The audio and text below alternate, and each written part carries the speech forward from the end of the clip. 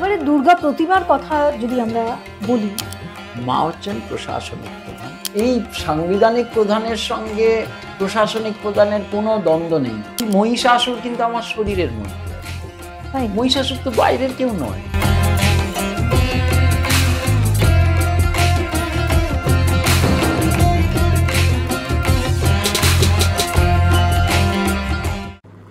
নমস্কার, mythology by ভেনেসার পডকাস্টের আরও একটা এপিসোডে আপনাদের স্বাগত। আর আজকে আমরা আলোচনা করব দুর্গা পুজো নিয়ে। এবারে দুর্গা প্রতিমার কথা যদি আমরা বলি, তাহলে দুর্গা প্রতিমা এক চালার হতো আগে। সেই এক চালার ওপরে আমরা দেখতে পাই, ইভেন এখনো আমরা দেখি যে ওপরে বাবা মহাদেবের একটা ছবি এবং তারপর মা দুর্গা, এবং আমরা জানি তার সন্তান সন্ততি নিয়ে উমা আসছেন বাপের বাড়ি। এটা আসলে কিসের প্রতীক, কি এটা কি বার্তা দেয়?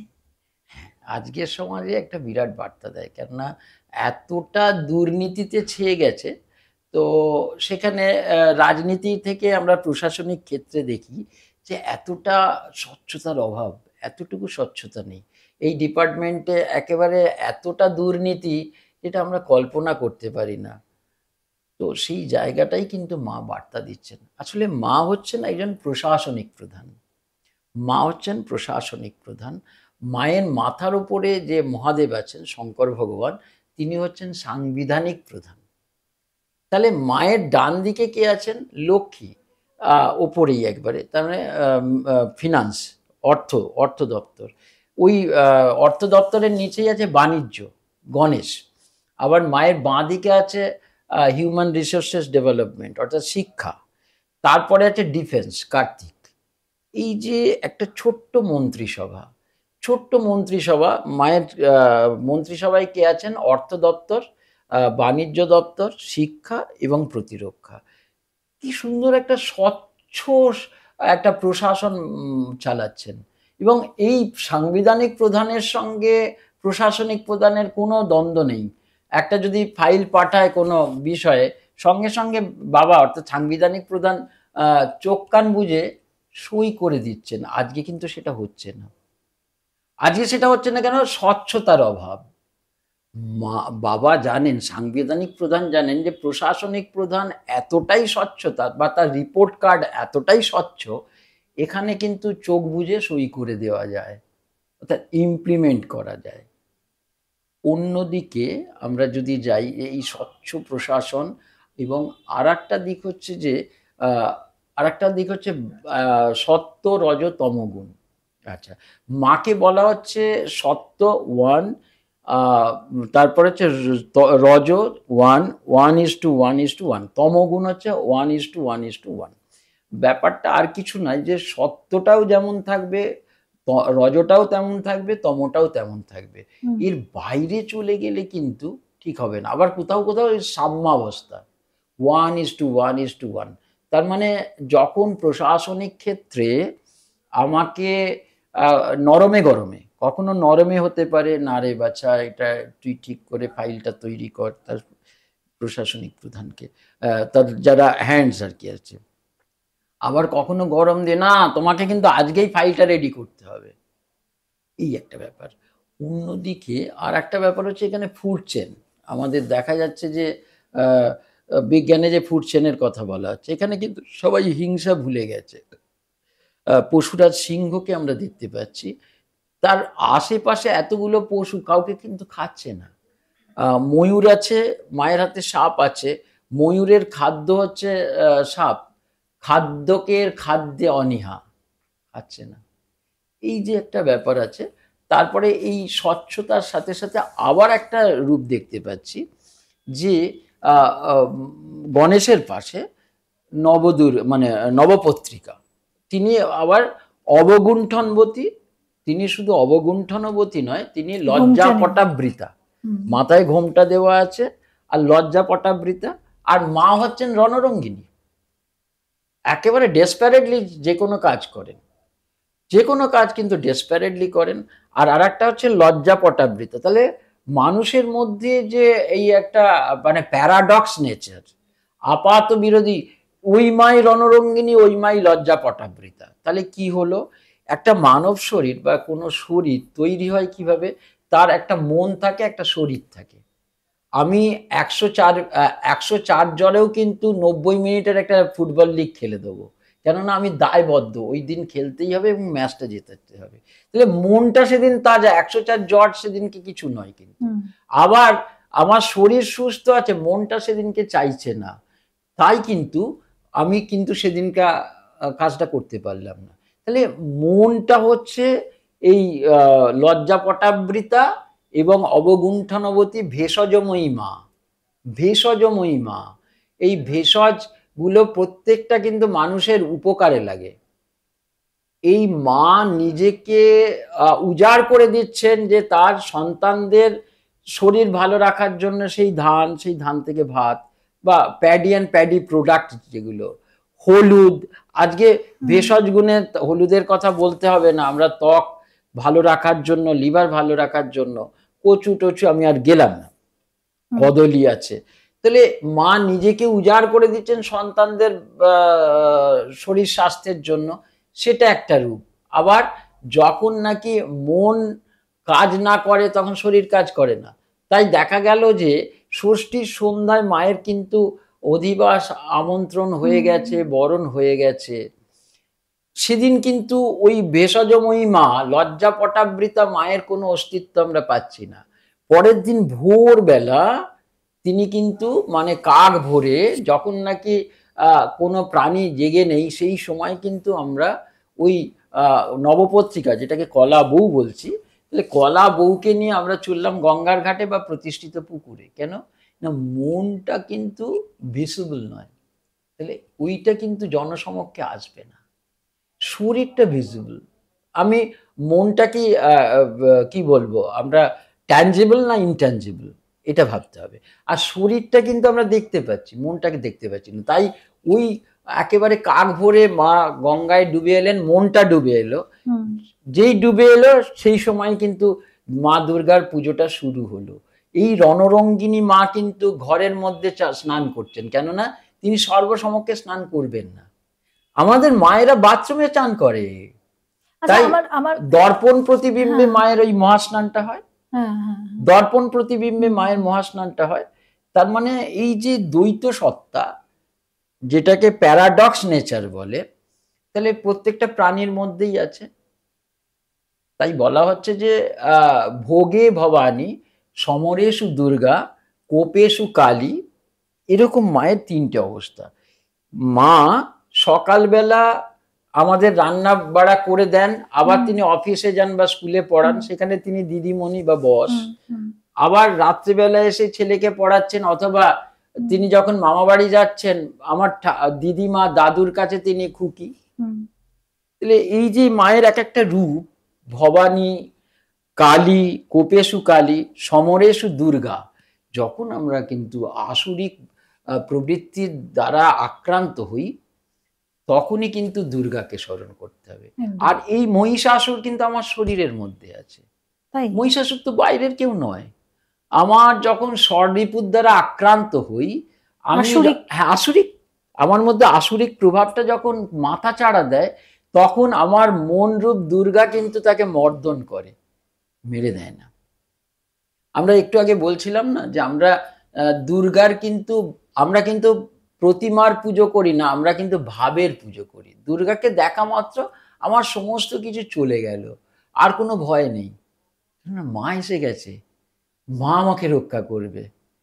কিন্তু একটা জিনিস আপনি বলুন, আমি জানি না, আমাদের আবেগ, আমাদের বাঙালিদের সবকিছু দুর্গা পুজোর সঙ্গে যেহেতু জড়িত, কিন্তু অন্য যে কোনো প্রতিমার সঙ্গে, অন্য যে কোনো মূর্তির সঙ্গে আমাদের কানেকশন নিশ্চয়ই হয়, কিন্তু দুর্গা প্রতিমা এমন একটা প্রতিমা যেখানে আমরা কাঁদতে পারি, আমরা হাসতে পারি, এবং মা যখন চলে যান একদম যথার্থভাবে আমরা কিন্তু কাঁদি। একদম আমরা পাপী হতে পারি, তাপী হতে পারি, যে কোনো মানুষ, আবাল বৃদ্ধ বনিতা, যে কোনো বয়সের মানুষ।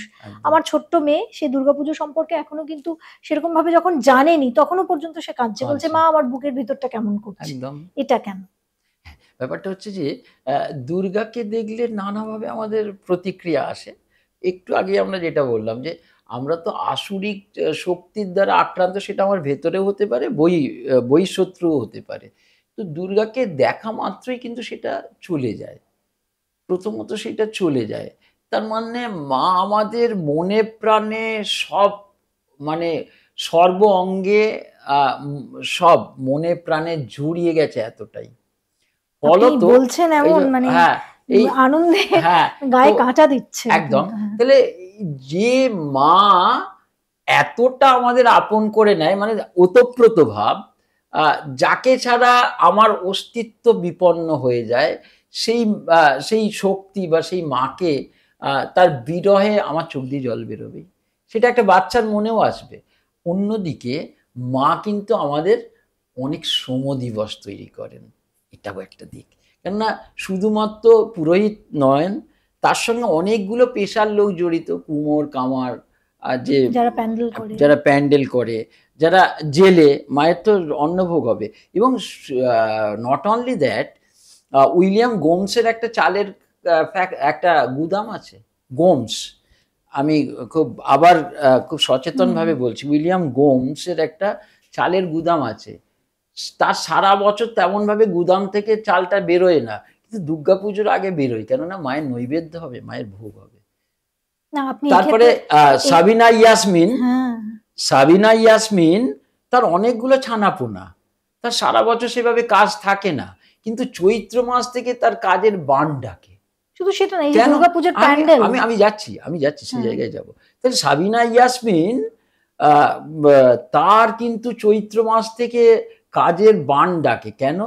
তাকে তো মায়ের পরচুলা তৈরি করতে হবে, তাকে তো মায়ের অস্ত্র বানাতে হবে, তার যে অত ছানাপোনা, দুবেলা পেট পুরে দুমুঠো খেতে পায়। তাহলে মা কিন্তু ইয়া দেবী সর্বভূতেষু মাতৃরূপেণ সংস্থিতা, এটা শুধু মন্ত্র নয়, এটা বাস্তব। এত শ্রম দিবস তৈরি করেন, কিন্তু প্রত্যেকটা প্রাণীকে জাতি, ধর্ম, ভাষা, ভৌগোলিক দূরত্ব রেখে মা কিন্তু সবাইকে, ওই সূর্যের কিরণ, ওই চন্দ্রের কিরণ কিন্তু ওই রাজপ্রাসাদকে শুধু আলোকিত করে না, পর্ণকুটিরটাকেও আলোকিত করে।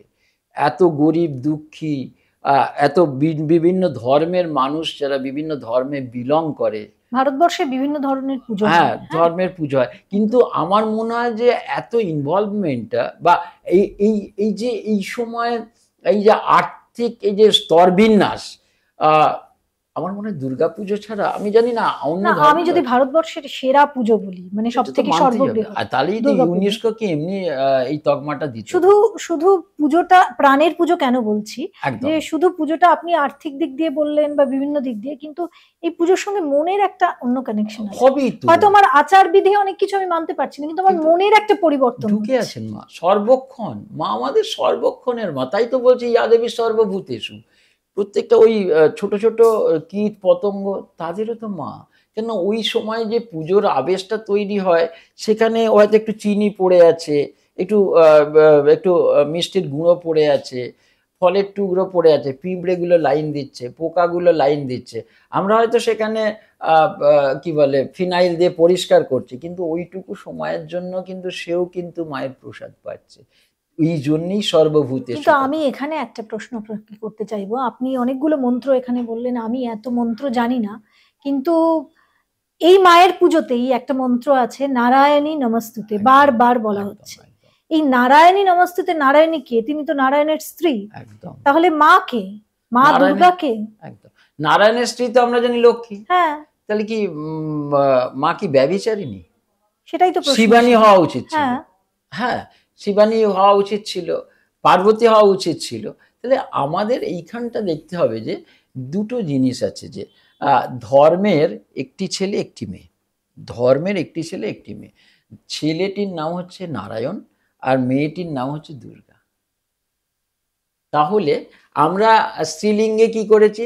দাদা স্ত্রীলিঙ্গে, বৌদি অবলিক দিদি, দাদা স্ত্রীলিঙ্গে বৌদি, আবার অবলিক দিয়ে দিদি, ভাই, ভাইয়ের বউ, বোন হলো।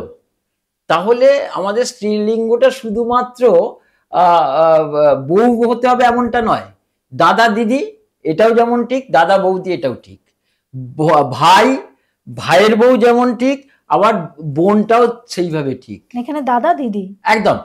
নারায়ণ যদি দাদা হন বা নারায়ণ যদি ভাই হন, তাহলে মা দুর্গা বোন, তাহলে দিদি। দাদা দিদি ভাই ভাইয়ের বউ যেমন হয়, দাদা দিদি ভাই বোন যেমন হয়, আবার বৌদি আবার ভাইয়ের বউ হয়, তেমনি এখানে হচ্ছে মা দুর্গা তার বোন বা দিদি আইদারর যে কোনো একটা, তাই স্ত্রীলিঙ্গে নারায়ণী নমস্তুতে, অর্থাৎ চণ্ডীপাঠ কেন হয়? আসবো।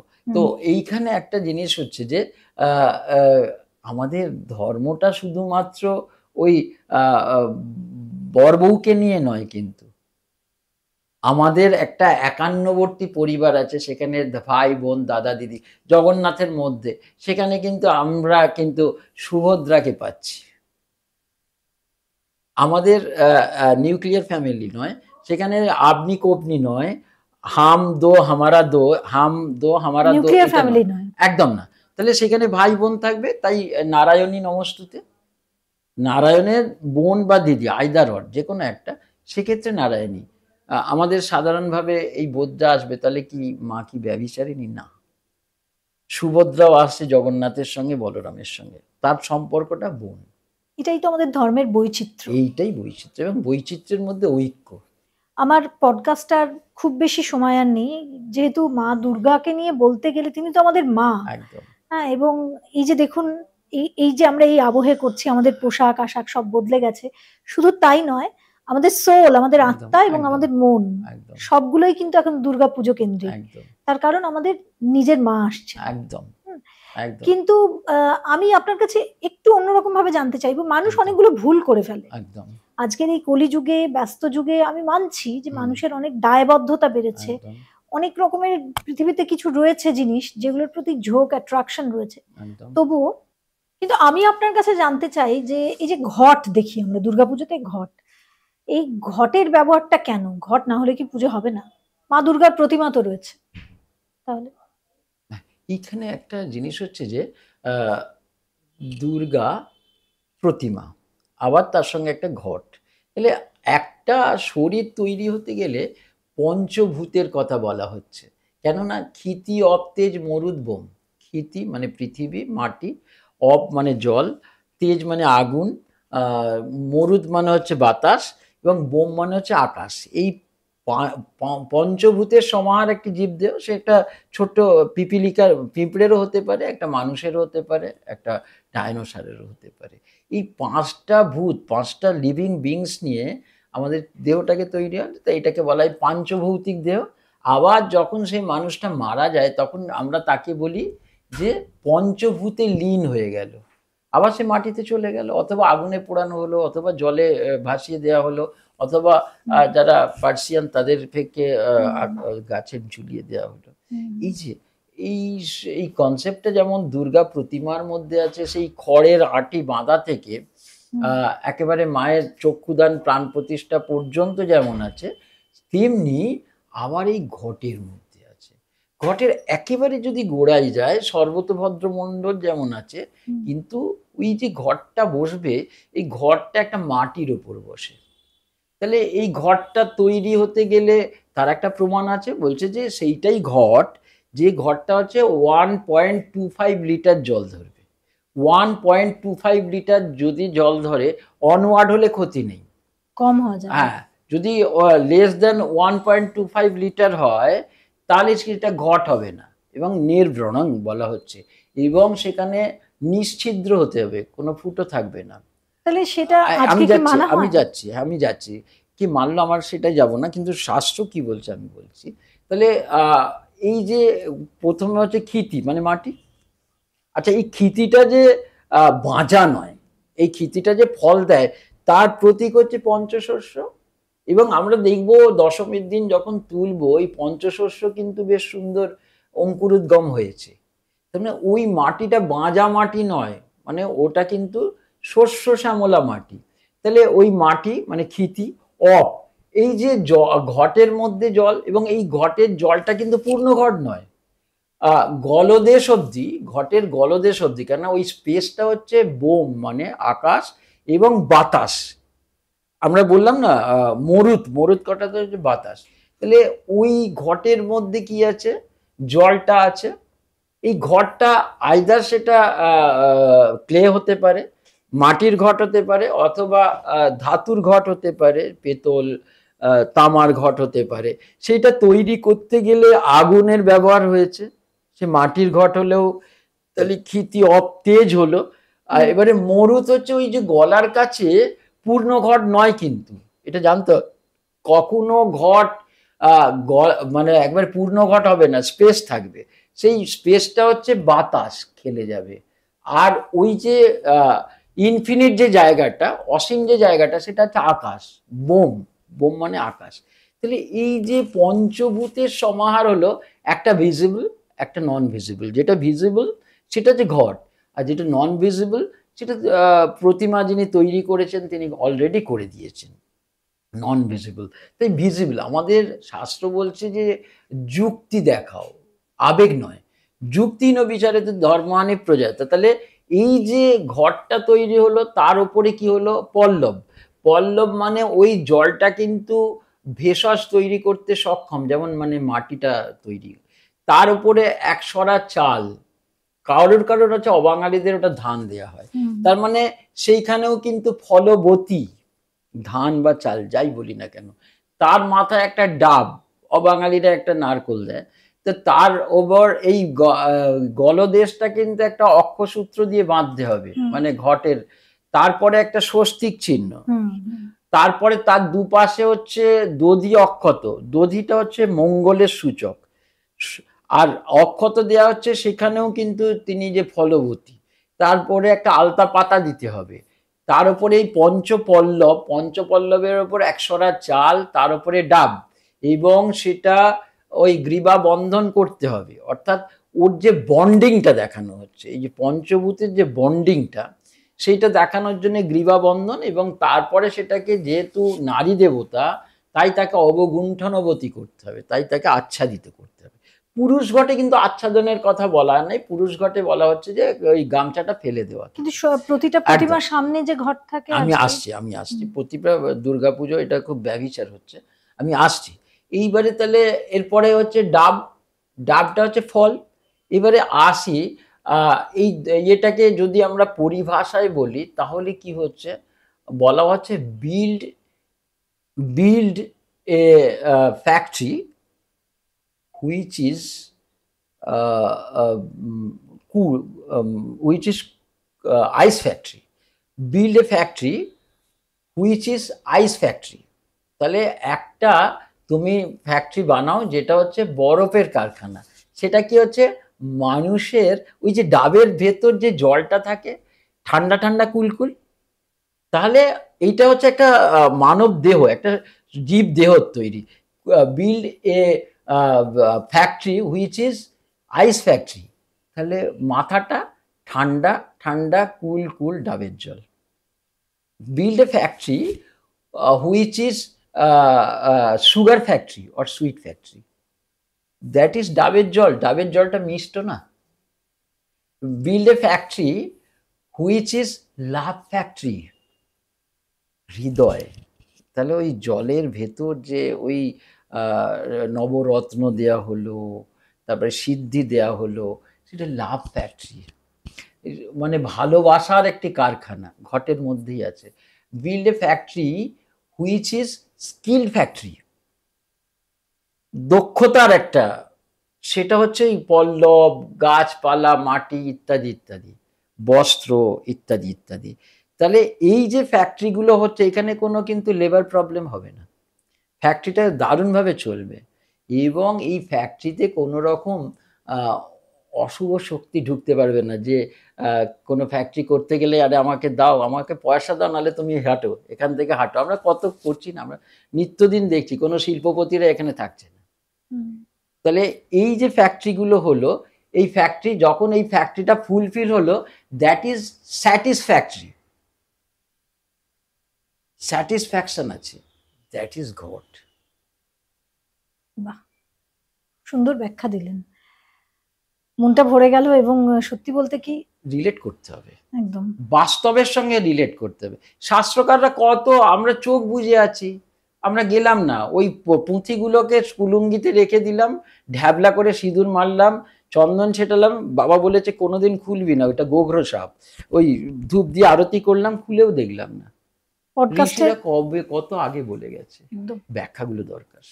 আমরা এই পডকাস্টের একদম শেষে পৌঁছে গেছি। আমার একটা শেষ প্রশ্ন, যেটা আমি এর আগের পর্বেও অনেককে করেছি, প্রত্যেকে তার নিজের নিজের মতো ব্যাখ্যা দিয়েছেন, আমি আপনাকেও করব। যে আজকাল, যেহেতু আপনি একটু আগেই বলছিলেন যে আমাদের প্যান্ডেল, আমাদের বিভিন্ন যে সজ্জা, সেগুলোতেও কিন্তু অন্য ধর্মের মানুষরা আসেন, কারণ এই পুজোটার ব্যাপ্তিটাই এতটা।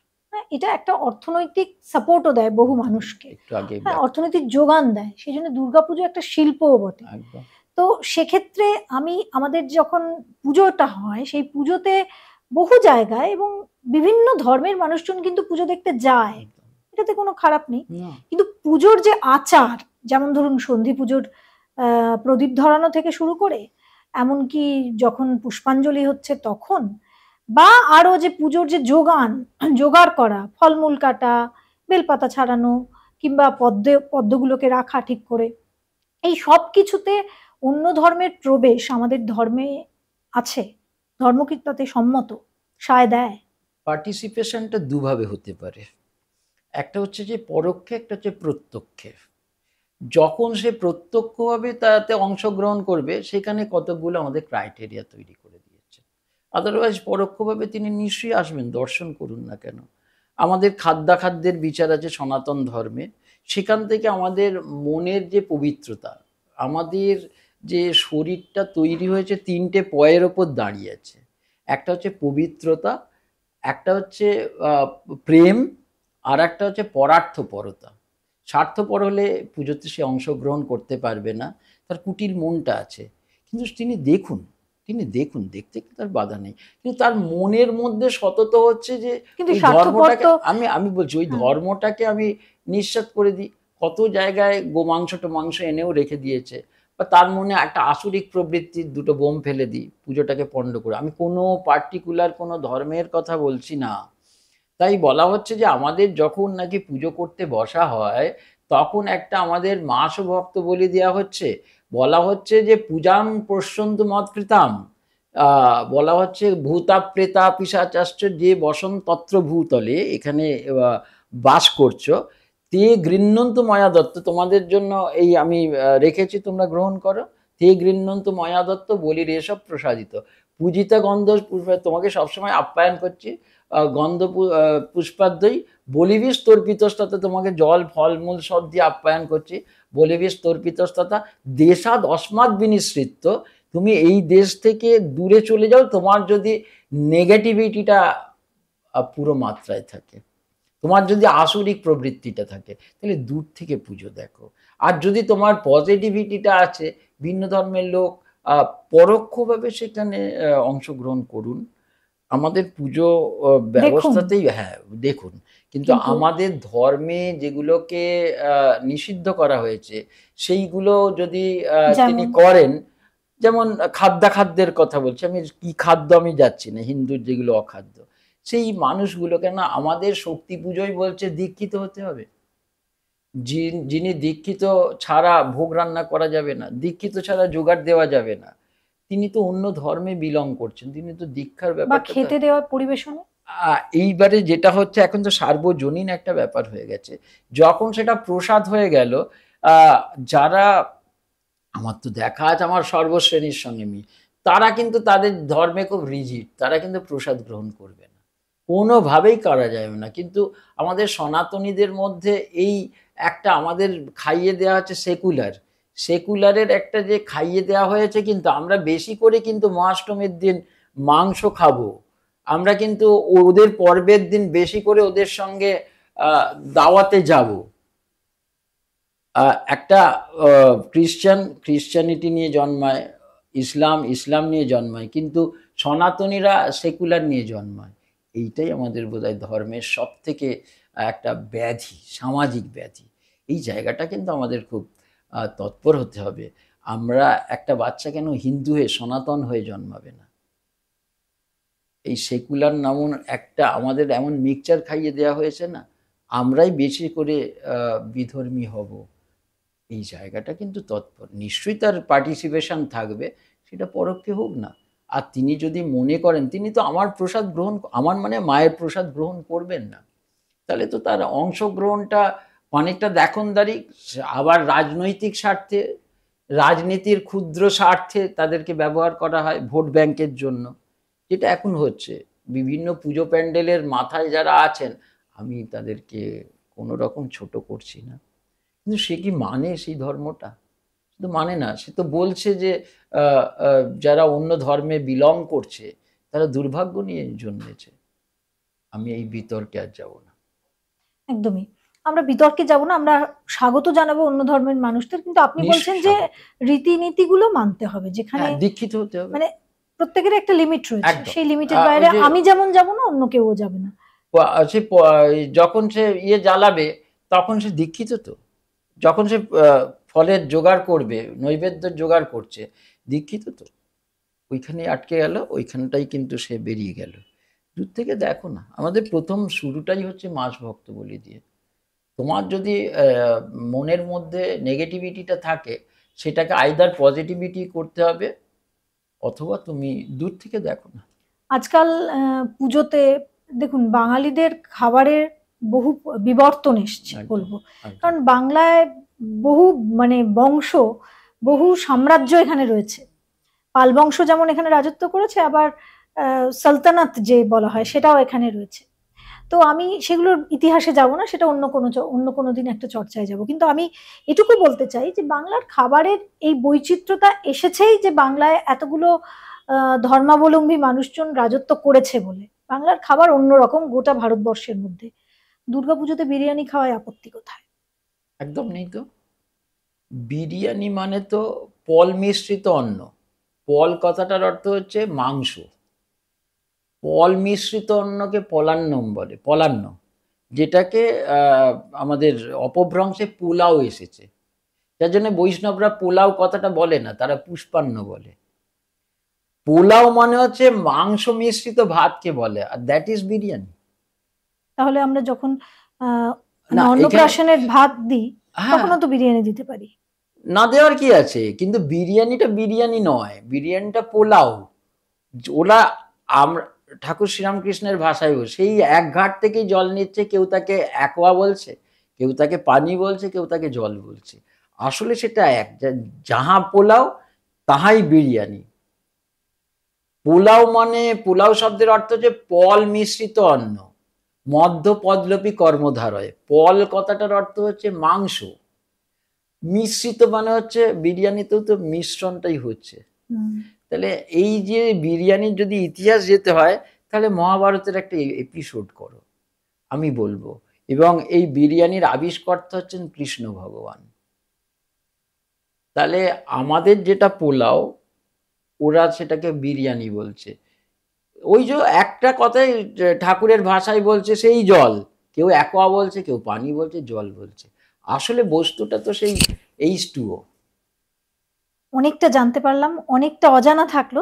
তবে এই চ্যানেলটা তো আর একদিনের চ্যানেল নয়, এর নদীর মতো বহমান।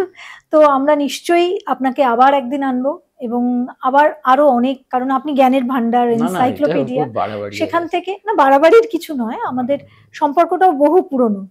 তো আমার মনে হয় এগুলো নিয়ে আমরা আলোচনা করব এবং আরো মানুষকে জানাবো, জানাবার জন্যই সাংবাদিক হিসাবে এই দায়িত্বটা এখন নিচ্ছি। আজকের মতো এখানেই শেষ করছি। আজকের এপিসোডটা আপনাদের কেমন লাগলো সেটা অবশ্যই জানাবেন, কিন্তু এটার কোনো ভুল ব্যাখ্যা করবেন না। আমরা শাস্ত্রের বিষয়গুলো বলছি, আমরা শাস্ত্রের রীতিনীতিগুলো বলছি, তার মানে এটা নয় যে আমরা কোনো বিভ্রান্তি ছড়াচ্ছি বা আমরা কোনো ঘৃণা ছড়াচ্ছি, এটা প্ররোচনামূলক কোনো কাজ করছি বা প্ররোচনামূলক কোনো কাজ করছি। আমরা শুধু আমাদের জায়গাটুকু বুঝিয়ে দিচ্ছি, সেখানে আমাদের যে ভুল ভ্রান্তি হয় সেটাকে বলছি। অতএব আমরা সবাই এক। ওই যে শ্রীরামকৃষ্ণ বললেন, যাহা পানি যাহা জল সবই এক, বা অ্যাকোয়া, সবটাই এক। কিন্তু প্রত্যেকের একটা ক্ষেত্র আছে, এই ক্ষেত্রটা নিয়েই আমরা থেকেছি, আমরা আছি একসাথে পাশাপাশি, কিন্তু এক হয়ে থাকার মধ্যেই যে বৈচিত্র্যতা, সেটাই ভারতবর্ষ। সেই জন্য আমাদের ধর্মের যে উদারতা, সেই উদারতাটাকে আরো জানাবার জন্যই কিন্তু এই প্ল্যাটফর্মটা। যাই হোক, আমার মনে হয় আজকের এই পডকাস্টটা আপনাদের অনেকটাই ভালো লেগেছে, অনেকটা জ্ঞান জয়ন্ত বাবুর কাছ থেকে আপনারা নিতে পেরেছেন। আগামী দিনে আবার দেখা হবে। কেমন লাগলো আজকের পডকাস্টটা অবশ্যই কমেন্টে জানাবেন, লাইক শেয়ার করতে ভুলবেন না। আর কমেন্টে কি ধরনের আর কথা শুনতে চাইছেন জয়ন্তবাবুর কাছ থেকে সেটাও জানাবেন। আর জয় মা দুর্গা লিখতে ভুলবেন না, কারণ আর এটাও লিখতে পারেন বলো দুর্গা মাই কি, কারণ পুজো তো এসে গেছে। একদম। সবাই ভালো থাকবেন, সুস্থ থাকবেন। আর একটা এপিসোডে খুব শিগগিরই দেখা হচ্ছে। আমি ওই এক কামনা করি, জয় মা, জয় মা, জয় মা।